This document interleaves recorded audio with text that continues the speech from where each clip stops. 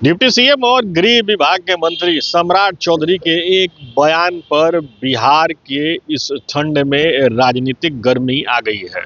यूं कहें तो राजनीतिक तापमान गर्म हो गया है।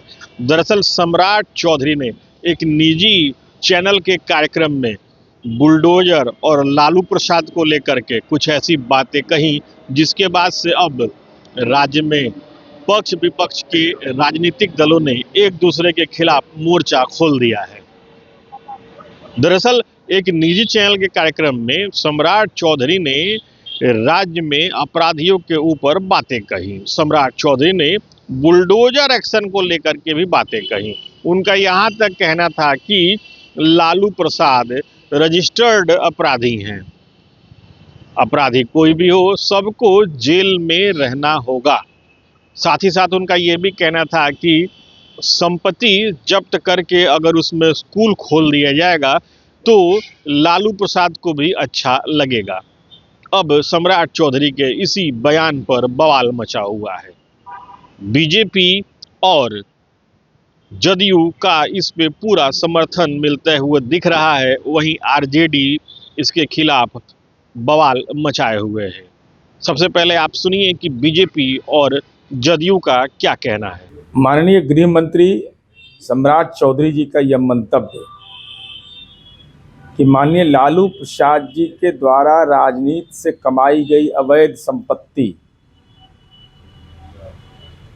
जो समाज के गरीब तबके की हकमारी किया है, नौकरी के बदले जमीन ले लिया, अपने सगे भाई को भी नहीं बख्शा, तो ऐसी स्थिति में अधिहरण का प्रस्ताव इन्फोर्समेंट डायरेक्टरेट कंप्लेंट इंफॉर्मेशन के आधार पर प्रवर्तन निदेशालय को यह अधिकार है। हमारी उम्मीद है कि जल्द से जल्द इसका निष्पादन कर केवल विद्यालय ही नहीं, अनाथालय बनाया जाए, अति पिछड़ा छात्रावास, अल्पसंख्यक कल्याण छात्रावास, दलित छात्रावास कि आने वाली पीढ़ी यह देख पाए कि यह भ्रष्टाचार की अवैध संपत्ति पर कैसे कब्जा इन लोगों ने किया और उसका कैसे कानूनी इलाज होता है, जिसका गहरा जख्म तो लालू यादव की राजनीति को पड़ेगा ही, साथ ही साथ आने वाली पीढ़ी इस मामले में अपने आप को गौरवान्वित महसूस करेगी कि एनडीए की सरकार ने एक साहसिक फैसला लेकर भ्रष्टाचार पर कारगर प्रहार किया है। उप मुख्यमंत्री श्री सम्राट चौधरी जी का बयान पूरी तरह जनहित में है। जिस जमीन पर कभी भ्रष्टाचार की नींव रखी गई, अब उसी जमीन पर बिहार का भविष्य खड़ा होगा। लालू जी की राजनीति ने बिहार को अराजकता दी, अब उनकी जब्त जमीन पर शिक्षा का मंदिर बनेगा। यही असली परिवर्तन है। भ्रष्टाचार से अपनी संपत्ति अब परिवार नहीं, गरीब बच्चों का भविष्य संवारेगी। भाजपा सुशासन और न्याय की राजनीति करती है, बातों से नहीं, फैसलों से।